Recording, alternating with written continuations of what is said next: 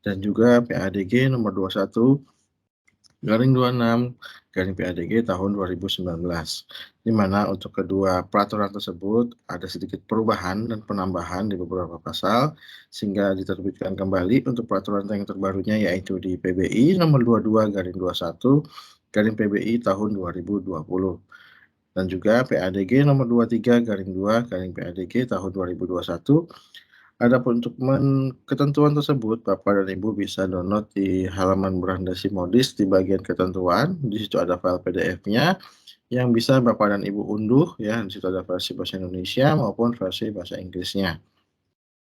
Selanjutnya, untuk ketentuan terkait DHE adalah seluruh DHE wajib diterima melalui bank paling lambat pada akhir bulan ketiga setelah bulan pemberitahuan pabean ekspor atau PPE. Istilah PPE ini mungkin kalau misalkan Bapak dan Ibu bingung ya, PPE ini adalah PEB. Kami samakan untuk penamaannya sekarang di beberapa daerah atau lokasi itu namanya PPFTZ. Sehingga untuk menyamakan kita gunakan istilahnya dengan istilah PPE. Jadi PPE dengan PEB itu sama ya Bapak dan Ibu. Jadi seluruh Bapak dan Ibu wajib melakukan penerimaan terkait pelaporan terkait THE-nya itu paling lambat adalah 3 bulan setelah dokumen PEB tersebut terbit. Namun hal tersebut tidak berlaku untuk DHE milik pemerintah yang diterima melalui Bank Indonesia. Sedangkan selanjutnya, nilai DHE yang diterima harus sesuai dengan nilai ekspor atau FOB atau nilai makronnya. DHE yang diterima dalam bentuk uang tunai di dalam negeri wajib disetorkan ke bank dan eksportir harus menyampaikan dokumen pendukung yang memadai. Jadi kalau misalkan Bapak dan Ibu menerima terkait penerimaan DHE-nya itu dalam bentuk uang tunai, maka Bapak dan Ibu wajib melaporkan kepada pihak bank disertai dengan dokumen pendukung. Sehingga nanti pihak bank dapat melakukan pelaporannya sesuai dengan dokumen yang telah disampaikan oleh Bapak dan Ibu. Selanjutnya, apabila nilai DHE kurang dari nilai ekspor atau nilai makron dengan selisih melebihi ekuivalen 50 juta atau 2,5% dari nilai ekspor tersebut, Bapak dan Ibu harus menyampaikan dokumen pendukung yang memadai. Tetapi kalau misalkan Bapak dan Ibu melakukan kegiatan ekspor dan selisihnya itu tidak sampai 50 juta, itu Bapak dan Ibu tidak perlu mengupload dokumen apapun. Jadi setiap kali melakukan kegiatan ekspor, Bapak dan Ibu tidak harus mengupload semua dokumen gitu ya. Jadi hanya beberapa case saja. Contohnya seperti ini. Kalau misalkan memang selisihnya sampai dengan 50 juta atau 2,5% itu kan pasti ada kendala gitu ya pada saat pengiriman ataukah mungkin barang yang diekspor itu rusak. Nah, itu kan pasti ada terjadi selisih yang cukup besar seperti itu. Dan itu harus dijelaskan dengan dokumen pendukung dan dokumen tersebut harus berupa dokumen resmi ya. Entah contohnya mungkin surat dari surveyor, surat dari pihak buyernya, dan lain-lain. Namun hal tersebut tidak berlaku untuk kegiatan makron ya. Jadi untuk yang selisih 2,5% ini tidak berlaku untuk kegiatan ekspor makron atau jasa. Selanjutnya, apabila DHE diterima lebih dari akhir bulan ketiga sejak bulan PPE, maka DHE dianggap diterima sesuai dengan batas waktu apabila hal tersebut telah diatur dalam kontrak antara pihak eksportir dengan pihak buyernya ataupun disebabkan adanya bayaran prestasi, pilot, ataupun force major dengan menyampaikan dokumen pendukung yang memadai. Nah, kalau di awal tadi, itu kan sudah disampaikan ya Bapak dan Ibu kalau Bapak dan Ibu wajib melakukan pelaporan DHE itu paling lambat adalah 3 bulan. Tetapi kalau misalkan Bapak dan Ibu memang sudah ada kontrak nih dengan pihak bayar yang menyatakan kalau pembayaran itu baru akan dilakukan 120 hari setelah PEB terbit ya, atau mungkin setelah barang diterima oleh si pihak bayarnya tersebut. Nah, hal tersebut masih diperbolehkan nih Bapak dan Ibu. Bapak dan Ibu bisa mengajukan yang namanya pemunduran jatuh tempo sesuai dengan kontrak atau kesepakatan dengan pihak bayar tersebut. Kalau memang kesepakatannya 120 hari, maka nanti tinggal dimundurkan menjadi 120 hari. Tetapi kalau misalkan nih ada kendala seperti mungkin saat ini ya, ada kegiatan perang gitu ya di Rusia sehingga pembayarannya itu menjadi tersendat. Nah, Bapak dan Ibu bisa meminta kepada pihak bayarnya untuk mengeluarkan statement letter yang menginformasikan bahwa pembayaran ini baru akan dilakukan setelah mungkin perangnya selesai gitu ya, entah setahun, 2 tahun ya. Diajukan saja terlebih dahulu untuk dokumennya, nanti kalau misalkan pembayaran lebih cepat itu tidak masalah. Tapi kalau misalkan, ini kita untuk mengantisipasi ya Bapak dan Ibu. Jadi untuk jangka waktu itu kita tidak ada batasannya, yang penting ada statement-nya di dalam surat tersebut yang menginformasikan berapa lama untuk pembayarannya atau penerimaan DHI-nya tersebut. Selanjutnya, apabila Bapak Ibu mengecek nih di aplikasi Simodis dan ada data PPE yang tidak sesuai gitu ya, Bapak Ibu bisa mengajukan kepada pihak bea cukai terkait data PPE yang tidak sesuai tersebut. Karena untuk data PPE yang kami terima itu adalah kopian data dari pihak bea cukai. Jadi Bank Indonesia tidak mempunyai, andil ya untuk melakukan koreksi terkait data PPE tersebut. Jadi kalau misalkan ada kesalahan data, Bapak Ibu boleh konfirmasi ke pihak bea cukainya. Selanjutnya, berikut adalah mekanisme pelaporan DHE, di mana Bapak dan Ibu selaku eksportir akan mengikat kontrak ya kepada pihak bayarnya terkait barang tagihan ekspor tersebut. Nah, namun ketika Bapak dan Ibu ingin melakukan pembayaran, jangan lupa nih diinformasiin kepada pihak bayar untuk menyatakan kode purpose code-nya ya. Nanti, selain itu ketika Bapak dan Ibu melakukan input data ya terkait barang ekspor tersebut ya di aplikasi bea cukai, yang nanti akan terbit dokumen PEB-nya atau PPE-nya, nanti dia akan ter-capture ya datanya di aplikasi Simodis. Lalu di sini Bapak dan Ibu informasi nih kepada pihak bayar untuk menyatakan kode purpose code pada saat pembayaran. Nanti kami akan jelaskan kode purpose code-nya seperti apa. Sehingga nanti pada saat pembayaran di bank luar negeri sana, pihak bayar sudah mencantumkan kode purpose code dan dia akan bisa ter-capture datanya di aplikasi Simodis. Tetapi kalau misalkan nih pembayarannya bukan transaksi TT atau transfer seperti LC, DC, dan in-house remittance, Bapak dan Ibu boleh menginformasikan kepada pihak bank devisa di dalam negeri ya tentunya dengan disertakan dengan dokumen pendukung yang menginformasikan bahwa ada uang masuk ke rekening sebesar sekian untuk transaksi ekspor dokumennya nomor sekian. Nah, itu harus diinformasikan dan dijelaskan ke pihak bank devisa.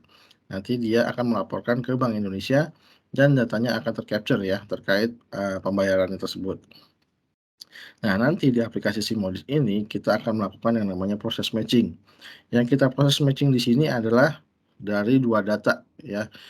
2 datanya itu apa? Yang pertama adalah nomor invoice yang ada di dokumen PEB dan juga nomor invoice yang ada di dokumen pembayaran.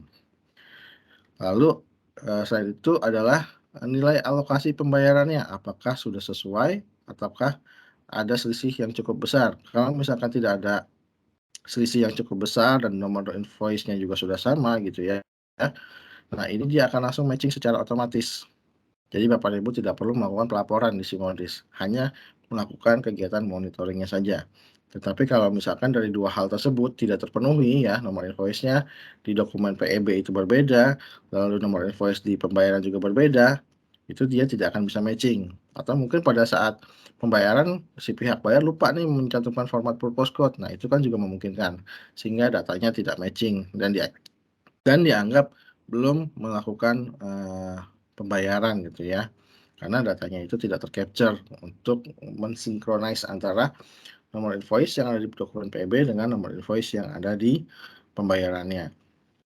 Nanti Bapak dan Ibu, ketika statusnya tidak matching, Bapak dan Ibu bisa melakukan koreksi pelaporannya di aplikasi Simodisnya. Nanti kita akan ajarkan di sesi kedua. Selanjutnya, untuk pelaporan DHE dengan transaksi TT atau transfer, Bapak dan Ibu cukup informasikan kepada pihak bayar untuk menyertakan format purpose code-nya yaitu 1011 garing 2 kali, nomor dokumen buka tutup kurung nilai alokasi pembayarannya atau nilai invoice-nya. Jika lebih dari satu untuk pembayarannya, Bapak dan Ibu bisa mencantumkan nomor dokumen yang kedua setelah nilai invoice yang pertama, lalu diakhiri jangan lupa untuk buka tutup kurung nilai invoice yang keduanya. Nanti format purpose code ini akan dicantumkan oleh pihak bank di luar negeri, ini di field 70 MT103 Swift ya. Nah, untuk nilai yang ada di sini adalah nilai net, yaitu nilai transaksi yang telah dikurangi dengan biaya-biaya lainnya seperti bank cas dan sebagainya. Jadi untuk penulisan nilai invoice di sini harus lebih kecil dari nilai yang ditransfer ya. Mungkin pada saat, pentransferan dana pihak buyer melakukan pembayaran $100.000 gitu ya. Ternyata ketika diterima oleh bapak dan ibu itu cuma 999.000 misalkan. Ternyata ada potongan $1.000 gitu ya karena bank cas. Nah, jadi perusahaan di sininya hanyalah 999.000 gitu ya. Jadi untuk nilai di sini adalah nilai net, dalam arti nilai yang sudah dipotong dengan biaya bank cas. Jadi kalau misalkan penulisannya itu lebih kecil dari nilai transfer itu diperbolehkan. Tetapi kalau nilainya ini lebih besar dari nilai transfer, maka dia akan tertolak di sistem, tidak akan tervalidasi. Jadi untuk menghindari, Bapak dan Ibu boleh menuliskan, untuk nilai invoice ini boleh dengan asumsi mungkin dipotong $100 atau $20, $50 itu bebas ya. Yang penting diperkirakan saja kira-kira bank casnya itu berapa sih untuk transaksi ini gitu ya. Nanti dia akan langsung tervalidasi di sistem. Selanjutnya, untuk koreksi pelaporan kalau dulu ya Bapak dan Ibu di awal-awal ketika si Modis baru launching gitu ya, Bapak dan Ibu harus melakukan koreksi pelaporan, meminta bantuan kepada pihak bayar untuk melakukan koreksi pelaporan. Namun saat ini Bapak dan Ibu tidak perlu lagi nih meminta bantuan kepada pihak bayar untuk melakukan koreksi pelaporannya. Bapak dan Ibu cukup meminta bantuan kepada ke pihak bank devisa di dalam negeri untuk melakukan koreksi pelaporannya. Jadi nanti pihak bank devisa di dalam negerilah yang akan melakukan koreksi pelaporannya. Namun syaratnya Bapak dan Ibu harus memberikan ya surat kuasa terlebih dahulu kepada bank devisa dan juga surat pernyataan kepada Bank Indonesia. Jadi kalau misalkan kedua surat ini sudah disampaikan, nanti pihak bank devisa di dalam negeri akan diberikan akses untuk melakukan koreksi pelaporannya melalui modul bank Simodis. Ya, mereka nanti akan melakukan koreksi di fil 79 MT199 Swift-nya. Selanjutnya, untuk pelaporan DHE dengan transaksi non-TT seperti letter of credit, documentary collection, dan overbooking sistem internal bank atau in-house remittance, ini Bapak Ibu cukup menyampaikan dokumen pendukung terkait pembayarannya ya, seperti nomor LC-nya, tanggal jatuh tempo, nomor invoice, dan lain-lain kepada pihak bank ya. Dengan disertakan informasi terkait pembayaran tanggal berapa nih kepada pihak bank. Oh, LC nomor sekian, ini untuk pembayaran dokumen ekspor yang nomor sekian. Itu harus dijelaskan ya Bapak Ibu. Jadi bukan cuma nomor LC segala macam, tapi harus disertakan juga nomor dokumen terkait kegiatan ekspornya. Supaya nanti pihak bank tidak melakukan kesalahan dalam melakukan pelaporannya. Nanti pihak bank devisa dalam negeri ini akan melakukan pelaporannya ke BI melalui LLD7 ya. Nanti mereka akan menyampaikan laporan non-TT ini paling lambat adalah tanggal 5 di bulan berikutnya. Selanjutnya untuk mekanisme penyampaian dokumen pendukung melalui aplikasi Simodis, seperti yang di awal telah saya sampaikan, Bapak dan Ibu tidak perlu melakukan upload dokumen pendukung setiap kali melakukan kegiatan ekspor. Jadi hanya untuk 4 kategori ini saja Bapak dan Ibu harus melakukan submit dokumen pendukung tambahan ya. Yang pertama adalah jika DHE-nya tidak diterima. Nah ini mungkin kasusnya, barangnya barang NCV, non commercial value, atau mungkin barang hibah, barang reekspor gitu ya. Itu kan tidak ada penerimaan DHE-nya. Nah itu Bapak Ibu harus upload dokumen pendukungnya yang menginformasikan kalau memang tidak ada penerimaan DHE-nya. Lalu DHE diterima dalam bentuk uang tunai. Nah ini kan pasti Bapak dan Ibu harus store tunai ya ke pihak bank di dalam negeri. Nah itu kan pasti ada bukti, eee, menginput ke bank tersebut ya. Nah itu kan harus dijelaskan juga tuh, kalau uang masuk yang ditransfer tersebut adalah memang untuk pembayaran, ekspor gitu ya. Yang ketiga adalah DHE diterima melebihi dari akhir bulan ketiga setelah bulan PPE. Nah ini kalau misalkan pembayarannya itu lebih dari 3 bulan, maka Bapak dan Ibu harus upload dan menjelaskan kenapa pembayarannya telat atau lebih dari 3 bulan. Kecuali Bapak Ibu sudah melakukan yang namanya pemunduran jatuh tempo. Nah, itu beda lagi kasusnya. Tetapi kalau misalkan Bapak Ibu tidak melakukan pemunduran jatuh tempo, nah Bapak Ibu harus jelasin nih kenapa pembayarannya lebih dari 3 bulan tersebut, dengan mengupload dokumen pendukung tentunya. Yang keempat adalah nilai DHE, kurang dari nilai ekspornya, melebihi ekuivalen 50 juta atau 2,5%. Nah, ini mungkin kasusnya seperti contohnya kalau misalkan Bapak dan Ibu pada saat pengiriman barang, barang ada yang busuk, ada yang rusak gitu ya pada saat pengiriman, yang menyebabkan si pihak buyer tidak mau melakukan pembayaran 100% gitu ya. Jadi Pihak bayar cuma mau melakukan pembayaran sesuai dengan barang yang diterima, entah 80%, entah 70%, atau mungkin 50% gitu ya. Nah, itu kan harus ada informasi tambahan nih yang menjelaskan kenapa barang tersebut cuma dibayar 50%. Nah, itu Bapak Ibu harus upload di dokumen pendukung. Nanti kita akan ajarkan juga bagaimana cara untuk mengupload dokumen pendukung tersebut di aplikasi Simodisnya. Adapun untuk dokumen pendukung, wajib disampaikan secara online paling lambat tanggal 5 di bulan berikutnya setelah bulan PPE atau bulan penerimaan DHE. Selanjutnya, untuk mekanisme pelaporan DHE melalui aplikasi Simodis, Bapak dan Ibu bisa sampaikan secara online melalui aplikasi Simodis. Ya, nanti kita akan jelaskan nih gimana cara untuk melakukan pelaporannya menggunakan menu input invoice PPE dan juga menu input invoice incoming ya. Di sesi kedua nanti kita akan jelaskan untuk pelaporannya menggunakan kedua submenu ini. Nah, untuk transaksi pelaporan yang wajib dilakukan oleh Bapak dan Ibu ini adalah untuk transaksi di atas 10.000 US dollar. Jadi kalau misalkan Bapak dan Ibu ada transaksi ekspor tidak lebih dari 100 sorry, tidak lebih dari 10.000 US dollar, maka itu tidak akan dipantau oleh Bank Indonesia dan tidak wajib untuk dilakukan pelaporannya. Tapi kalau misalkan transaksinya di atas 10.000, maka dia wajib untuk melakukan pelaporannya. Untuk pelaporan, ini juga paling lambat adalah tanggal 5 di bulan berikutnya setelah bulan PPE atau bulan penerimaan DHE. Jadi kalau misalkan Bapak dan Ibu sudah ada dokumen PB-nya terbit di Simodis dan telah diterima pembayarannya, Bapak dan Ibu bisa langsung segera melakukan pelaporannya di Simodis. Jadi tidak perlu menunggu sampai dengan terkena surat teguran ya. Jadi kalau misalkan dokumennya sudah ada, pembayaran juga sudah ada, langsung segera dikerjakan untuk pelaporannya supaya tidak terkena surat teguran tersebut. Nah, untuk sanksi administratif untuk yang DHE non SDA, ini kita ada 3 surat. Yang pertama adalah sanksi teguran tertulis, sanksi teguran tertulis kedua, dan terakhir adalah sanksi penangguhan atas pelayanan ekspor. Sanksi teguran pertama ini akan diberikan kepada Bapak dan Ibu jika sampai dengan akhir bulan ketiga, bulan PPE ini belum melakukan pelaporan atau mungkin datanya, atau belum melakukan pembayaran gitu ya dari pihak si buyernya. Dia akan secara otomatis keluar dari sistem ya Bapak dan Ibu. Kalau misalkan sampai dengan, bulan ketiga belum selesai pelaporannya, maka dia akan dikenakan sanksi teguran pertama. Nah, di sanksi teguran pertama ini juga dia ada batas waktunya ya, Bapak dan Ibu. Nanti sampai dengan batas waktu tersebut Bapak dan Ibu juga belum menyelesaikan untuk, penerimaan DHE-nya untuk pelaporannya, maka dia akan langsung terkena sanksi teguran tertulis kedua. Nah, namun untuk sanksi penangguhan ini dia tidak serta-merta langsung ya, by system. Jadi ini boleh dibilang manual. Jadi setelah saksi teguran kedua ini, tentunya di sini juga ada batas waktunya ya Bapak dan Ibu.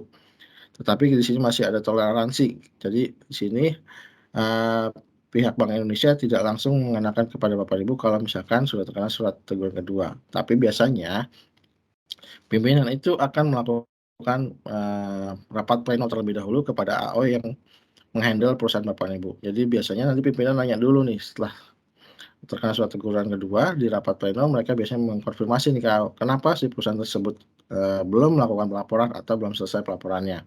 Kalau misalkan si perusahaan tersebut sudah menyampaikan dokumen, sudah kooperatif gitu ya, dokumennya sudah lengkap, itu tidak akan dikenakan, sanksi penangguhan. Tetapi kalau misalkan Bapak dan Ibu dihubunginya juga susah, tidak bisa membuktikan terkait penerimaan DHE-nya, itu pasti akan dikenakan sanksi penangguhan. Karena kan mungkin saja gitu ya pada saat, melakukan pelaporan ada kendala teknis gitu ya pada saat melakukan pelaporan, entah dari sistemnya, entah dari jaringannya, dan sebagainya macam gitu ya. Nah, itu kita masih mentolerir gitu ya Bapak dan Ibu, sehingga untuk sanksi penangguhan ini kecil sekali akan dikenakan jika Bapak Ibu sudah menyampaikan dokumen dan juga sudah kooperatif kepada AO-nya. Dan untuk, pembebasan terkait penangguhan pelayanan ekspor tersebut, Bapak dan Ibu, paling lambat adalah 1 tahun setelah bulan pengenaan penangguhan atas pelayanan ekspor tersebut. Jadi Bapak dan Ibu bisa mengajukan pembebasan itu adalah maksimal 1 tahun setelah bulan pengenaan penangguhannya. Nah, saat ini untuk pembebasan ini sedang kita perpanjang nih sampai dengan akhir Desember 2022. yang seharusnya 1 tahun gitu ya, ini kami perpanjang sampai dengan akhir Desember 2022. Dalam arti kalau misalkan Bapak dan Ibu sudah terkena nih penangguhan di tahun 2019, 2020, nah kalau secara ketentuan itu kan sudah tidak bisa dihidupkan lagi nih ibaratnya perusahaannya. Tetapi kami sedang ada relaksasi sehingga kami perbolehkan Bapak dan Ibu melakukan ataupun mengajukan pembebasan sanksi penangguhan tersebut. Dan tentunya harus disertakan dengan dokumen pendukung yang memadai sehingga nanti, Bapak dan Ibu bisa dibebaskan untuk penangguhannya tersebut. Selanjutnya adalah untuk ketentuan DHESDA dan untuk kategori pertambangan, perkebunan, kehutanan, dan juga perikanan. Dalam hal, untuk yang DHESDA ini diatur di PP Nomor 1 Tahun 2019 tentang devisa hasil ekspor dari kegiatan pengusahaan, pengelolaan, dan atau pengolahan sumber daya alam. Jadi untuk yang di HSDA ini, Bapak dan Ibu, ini diatur oleh PP Nomor 1 Tahun 2019. Dan untuk penetapan barang apa saja yang termasuk dalam komoditas ekspor SDA, ini juga mengacu di Peraturan KMK Nomor 744 garing KM4 Tahun 2020. Begitu juga untuk pengaturan sanksinya atas pelanggaran ketentuan DHSD tersebut juga diatur di PMK nomor 98 garing PMK 04 tahun 2019. Jadi sesuai dengan sanksi ini ya, peraturan ini, Bank Indonesia tidak memberikan sanksinya untuk di HESDA, tapi kita hanya melakukan pemantauan. Nanti saya akan jelaskan lebih lanjut. Jadi untuk yang di HESDA mengacu pada PP nomor 1 tahun 2019 dan juga untuk sanksinya di PMK nomor 98. Selanjutnya, untuk pokok-pokok ketentuan terkait DHSDA adalah kurang lebih sama seperti di Indonesia. Bapak dan Ibu wajib melakukan, pelaporan terkait penerimaan DHI-nya pada akhir bulan ketiga setelah bulan pemberitahuan PPE ya, atau PEB. Namun perbedaannya untuk yang DHSDA wajib diterima di rekening khusus ya, DHE-SDA. Jadi kalau untuk yang DHSDA harus menggunakan rekening khusus ya, tidak boleh menggunakan rekening umum. Adapun untuk rekening khusus tersebut dapat berupa rekening giro, tabungan, atau rekening lainnya yang dapat digunakan untuk melakukan transaksi. DHE/SDA yang diterima dalam bentuk uang tunai di dalam negeri wajib disetorkan kepada pihak bank ke rekening khusus DHE/SDA-nya dan disertai dengan dokumen pendukung yang memadai. Nah, ini sama ya seperti yang DHE non-SDA. Kalau dalam bentuk uang tunai, Bapak dan Ibu harus setorkan ke rekening khususnya untuk dilaporkan kepada pihak bank dan pihak bank yang akan melakukan pelaporannya ke Bank Indonesia. Nah, adapun untuk syarat pembukaan rekening khusus di HSDA, yang pertama adalah dokumen yang dapat menunjukkan kegiatan ekspor SDA-nya, dapat PPE, NPE, ataupun kontrak. Jadi Bapak dan Ibu bisa mengajukan pembukaan rekening khusus jika telah memiliki salah satu dari dokumen terkait ekspor SDA-nya. Dan yang kedua adalah surat pernyataan terkait ekspor SDA sebagaimana format tercantum pada lampiran PADG nomor 21 garing 26 garing PADG tahun 2019. Bapak dan Ibu juga boleh membuka lebih dari satu rekening khusus di HSDA pada satu bank atau di beberapa bank. Pembukaan rekening khusus di HSDA dapat merupakan rekening baru atau rekening lama yang dialihfungsikan menjadi rekening khusus di HSDA. Namun, jika Bapak dan Ibu ingin menggunakan rekening lama yang dialihfungsikan, maka Bapak dan Ibu harus mengosongkan saldonya terlebih dahulu, baru bisa digunakan untuk menjadi rekening khusus di HSDA-nya, supaya saldonya itu tidak tercampur ya antara kegiatan ekspor sama untuk yang kegiatan lainnya. Adapun untuk transfer dana masuk pada rekening khusus di HSDA, yang pertama adalah di HSDA milik eksportir SDA yang sama, dana dari pencairan deposito dan atau pembayaran bunga deposito yang dananya bersumber dari rekening khusus di HSDA milik eksportir yang sama. Dana yang berasal dari rekening khusus di HSDA lain milik eksportir yang sama baik di bank lain maupun di bank yang sama. Dengan syarat Bapak Ibu sudah menyampaikan dokumen pendukung kepada bank yang dapat membuktikan bahwa dana masuk tersebut memang untuk kegiatan ekspor DHE SDA-nya. Selanjutnya adalah transfer dana keluar dari rekening khusus DHSDA. Yang pertama adalah biaya keluar dan pungutan lain di bidang ekspor, pinjaman luar negeri, impor, keuntungan atau dividen, serta keperluan lain dari penanaman modal sebagaimana dimaksud dalam Undang-Undang Penanaman Modal. Hal tersebut juga sudah mengacu kepada Peraturan Bank Indonesia Nomor 21/15 Tahun 2019 tentang pemantauan kegiatan LLD Bank dan nasabah dan ketentuan pelaksanaannya. Adapun untuk pelaporan DHSDA, Bapak dan Ibu kurang lebih sama seperti yang DHE non SDA. Bapak dan Ibu harus menyampaikan format purpose code kepada pihak buyer ya jika transaksinya dengan titik. Namun setelah itu juga dia ada tambahan khusus, yaitu harus melakukan laporan LLD5-nya kalau uangnya itu sudah masuk ke rekening khususnya. Jadi perbedaannya kalau yang DHE non SDA, kalau sudah mencantumkan format purpose code itu sudah selesai ya ibaratnya gitu ya. Tapi kalau untuk yang DHSDA, ketika ada uang masuk ke rekening khusus, Bapak dan Ibu wajib melakukan pelaporan LLD5-nya kepada pihak bank. Begitu juga kalau misalkan Bapak dan Ibu menerima DHSDA-nya tersebut untuk transaksi non TT. Selain melakukan laporan LLD7, juga harus melakukan laporan LLD5 ya. Jadi untuk yang di sini, Bapak dan Ibu harus melakukan laporan LLD7 dan LLD5 disertai dengan dokumen pendukung yang memadai kepada pihak bank. Jadi kalau untuk yang DHSDA ini, untuk pelaporannya itu masih kurang lebih sama seperti dulu mungkin ya. Jadi pelaporannya itu dilakukan oleh pihak bank disertai dengan dokumen pendukung.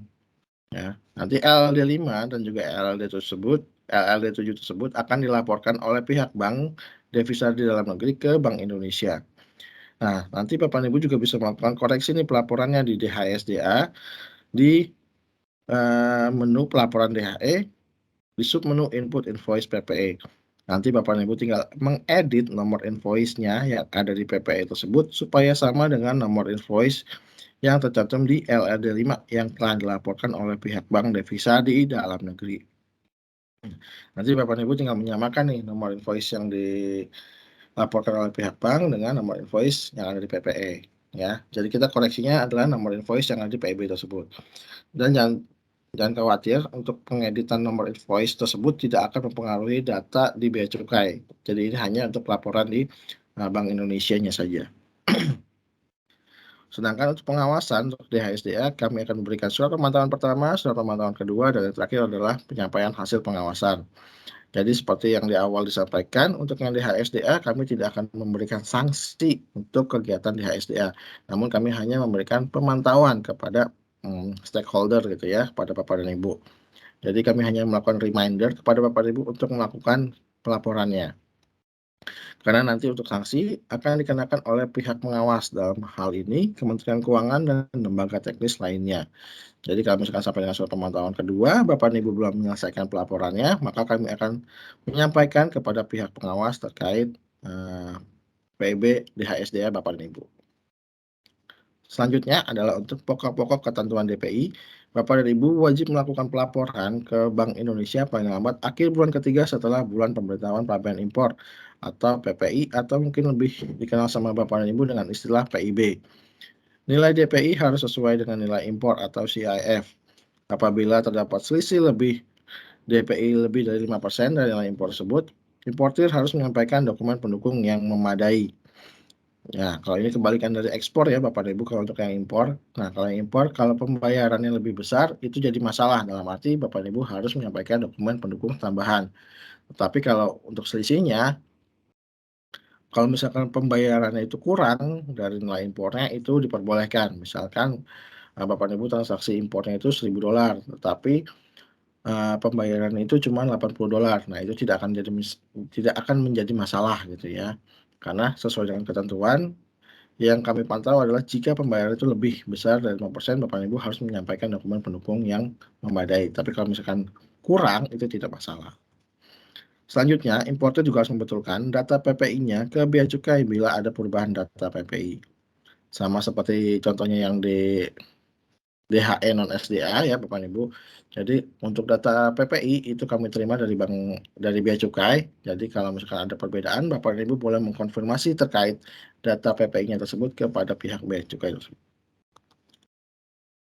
Selanjutnya untuk mekanisme pelamporan impor, yang pertama adalah Bapak dan Ibu tentunya akan mengikat dengan kontrak ya dengan pihak seller gitu ya. Nanti pihak pihak seller akan menyampaikan barang dan juga tagihan kepada Bapak dan Ibu. Lalu Bapak Ibu juga jangan lupa untuk menginput terkait barang impor tersebut di aplikasi Bea Cukai ya, nanti sehingga dia akan terbit dokumen PIB-nya yang langsung akan tercapture di aplikasi Simodis. Nanti Bapak Ibu akan melakukan pembayaran dengan mencantumkan format purpose code di bank devisa dalam negeri. Ini untuk transaksi yang TT ya atau transfer. Sedangkan kalau untuk yang non TT, Bapak Ibu bisa menyampaikan dokumen pendukung kepada pihak bank, nanti pihak bank yang akan melakukan pelaporannya. Sama seperti halnya yang ada di DHE atau ekspor, ya untuk proses matching ini yang kami pantau adalah dua data, yang terutama adalah nomor invoice dan juga nilai alokasi pembayarannya. Kalau nomor invoice yang ada di dokumen PIB dengan nomor invoice yang ada di pembayaran ini sudah sama gitu ya, dan juga tidak ada selisih alokasi lebih dari 2,5% gitu ya, itu dia akan langsung matching secara otomatis dan Bapak Ibu hanya melakukan monitoring. Tetapi kalau misalkan ada perbedaan atau belum mencantumkan format purpose code, tentunya Bapak Ibu tidak akan langsung matching. Nah, Bapak Ibu harus melakukan koreksi pelaporannya di aplikasi Simodis. Nanti kita akan ajarkan juga untuk cara pelaporannya menggunakan aplikasi Simodis untuk impor. Nah, untuk pelaporan DPI dengan transaksi transfer, Bapak Ibu bisa melakukan atau mencantumkan kode purpose code tersebut di bank dalam negeri ya. Jadi pada saat pembayaran Bapak Ibu tinggal cantumkan aja nih format purpose code ini di berita acara pembayarannya yaitu 2012 garing 2 kali nomor dokumen buka tutup kurung nilai invoice-nya. Jika lebih dari satu, maka nomor dokumen kedua dicantumkan setelah nilai invoice pertama dilanjutkan dengan nilai invoice yang kedua. Untuk nilai ini juga sama seperti yang diekspor ya Bapak Ibu. Jadi nilai di sini adalah nilai net ya. Nilai ini harus lebih kecil dari nilai yang ditransfer untuk mengantisipasi adanya potongan bank cas pada saat pentransferan dana ke pihak sellernya. Jadi nilai di sini harus lebih kecil dari nilai yang dibayarkan. Nanti pihak bank akan mencantumkan format purpose code tersebut di field 70 MT103 Swift-nya. Nah, sedangkan untuk koreksi pelaporan Bapak dan Ibu ini juga sama metodenya, Bapak dan Ibu bisa meminta bantuan kepada pihak bank di dalam negeri dengan syarat Bapak dan Ibu sudah memberikan surat kuasa kepada pihak bank devisa dan juga surat pernyataan kepada BI ya untuk bank devisa dalam negeri bisa mengakses ataupun mengkoreksi pelaporan Bapak dan Ibu. Nanti bank akan diberikan akses untuk melakukan koreksinya tersebut di modul bank Simodisnya. Selanjutnya untuk transaksi DPI dengan transaksi non-TT seperti letter of credit, documentary collection, dan juga over banking system, internal bank, ini juga sama kurang lebih seperti ekspor. Bapak Ibu harus menyatukan format nomor LC, tanggal jatuh tempo, nomor invoice, nilai invoice, dan informasi lainnya kepada pihak bank devisa. Nanti pihak bank devisa lah yang akan melakukan pelaporannya ke BI melalui LL7. Adapun untuk penyampaian laporan transaksi non-TT wajib dilakukan paling lambat tanggal 5 di bulan berikutnya. Untuk mekanisme penyampaian dokumen pendukung melalui aplikasi Simodis ini ada 5 kategori. Yang pertama adalah jika DPI-nya tidak dibayar, pengeluaran DPI dalam bentuk uang tunai, pengeluaran DPI lebih dari 3 bulan setelah bulan PPI, pengeluaran DPI tidak melalui bank, selisih lebih nilai DPI dengan nilai impor lebih besar dari 5% nilai impor tersebut. Jadi untuk kelima kategori ini, Bapak dan Ibu harus upload dokumen pendukung tambahannya di aplikasi Simodis. Adapun untuk dokumen pendukung wajib disampaikan secara online paling lambat tanggal 5 bulan berikutnya setelah bulan PPI atau bulan pengeluaran DPI-nya. Adapun untuk mekanisme pelaporan DPI melalui aplikasi Simodis, nanti Bapak Ibu bisa melakukan koreksi pelaporannya melalui input invoice PPI atau menu input invoice outgoing-nya. Nanti Bapak Ibu bisa koreksi secara online di aplikasi Simodis. Adapun untuk transaksinya ini juga sama seperti ekspor. Yang wajib dilakukan pelaporan adalah untuk transaksi di atas 10.000 US dollar. Transaksi 10.000 US dollar ini adalah berdasarkan nilai invoice yang tercantum di dokumen PIB ya Bapak Ibu. Jadi bukan berdasarkan nilai pembayarannya. Contohnya adalah misalkan nih Bapak Ibu melakukan pembayaran 100.000 dolar, tetapi ternyata dari 100.000 dolar itu adalah untuk transaksi 20 transaksi impor yang masing-masing nilainya cuma 8.000 atau 9.000. Nah, itu jadi tidak wajib untuk melakukan pelaporan karena nilainya di bawah 10.000. Jadi yang kita pantau di sini adalah berdasarkan nilai CAF-nya ya untuk yang impor. Dan Bapak dan Ibu wajib melakukan pelaporannya paling lambat tanggal 5 bulan berikutnya setelah bulan PPI atau bulan pengeluaran DPI-nya. Adapun untuk sanksi administratif untuk yang impor, yang pertama kami akan berikan sanksi teguran tertulis, lalu dilanjutkan dengan sanksi teguran tertulis kedua, dan terakhir adalah sanksi penangguhan atas pelayanan impor. Untuk metodenya ini juga sama seperti seperti eh, ekspor ya Bapak dan Ibu. Jadi untuk sanksi penangguhan ini dia tidak akan langsung serta-merta ya akan dikenakan kepada Bapak dan Ibu, tetapi dia harus ada konfirmasinya terlebih dahulu.